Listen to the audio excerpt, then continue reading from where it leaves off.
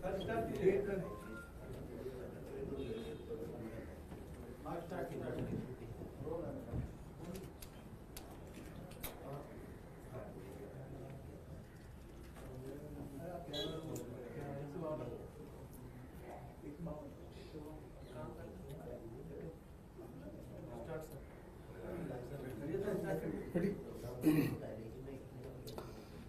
8 तारीख को दिल्ली विधानसभा के परिणाम आ गए और आज लगभग 10 दिन पूरे हो गए हैं और बीजेपी अपना मुख्यमंत्री डिक्लेयर नहीं कर पाई। इसमें मुझे बस एक चीज लगती है कि नेता का जो सबसे बड़ा गुण होता है जिससे राष्ट्र और समाज का विकास होता है वो होता है उसका विजनरी होना, कि उसे दिखाई पड़ता हो कि क्या करने से समाज, परिवार, राष्ट्र आगे बढ़ेगा। हम दिल्ली को पिछले 10 सालों से चला रहे थे, हम एक चीज पे काम कर रहे थे और उस चीज ने दुनिया के जितने भी आज ताकतवर देश हैं सबको महाशक्ति बनाया है।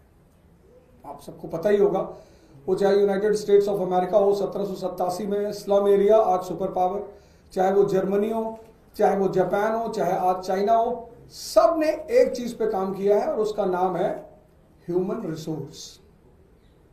नेचुरल रिसोर्स होने के बाद भी अगर ह्यूमन रिसोर्स स्ट्रांग नहीं होगा तो वो राष्ट्र कभी आगे नहीं बढ़ पाएगा, वो राष्ट्र कभी मजबूत नहीं हो पाएगा। और ये बात हमारे नेता अरविंद केजरीवाल जी को बिल्कुल स्पष्ट थी और इस ह्यूमन रिसोर्स के 2 सबसे स्ट्रांग पिलर हैं। पहला पिलर एजुकेशन और दूसरा पिलर हेल्थ।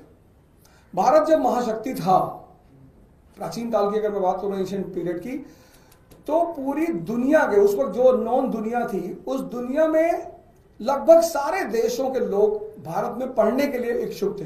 मैं बात कर रहा हूं नालंदा और तक्षशिला की, और मैं बात कर रहा हूं फाइहान और ह्यूएनसांग जैसे लोगों की जो चाइना से भारत पढ़ने के लिए आए। तो जब देश में शिक्षा उच्चतम स्तर पे थी तो देश महाशक्ति था। जब देश में चरक जैसे चिकित्सक थे, धन्वंतरी जैसे चिकित्सक थे तो देश महाशक्ति था। इसी का फॉर्मूला उसको पता ही नहीं चल पा रहा है कि यार करना क्या है।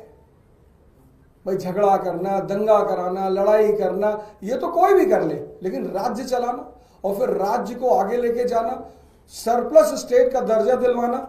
हमारी सीएम साहिबा अभी डिस्कस कर रही थी अपने बजट के बारे में, उन्होंने कहा दिल्ली स्टेट सरप्लस बजट का स्टेट है। तो मुझे ऐसा लगता है कि आज ये पार्टी जिसको जनता ने कहा कि इनके पास 48 सीट है, 48 में से एक आदमी इनको नहीं मिल रहा है जिस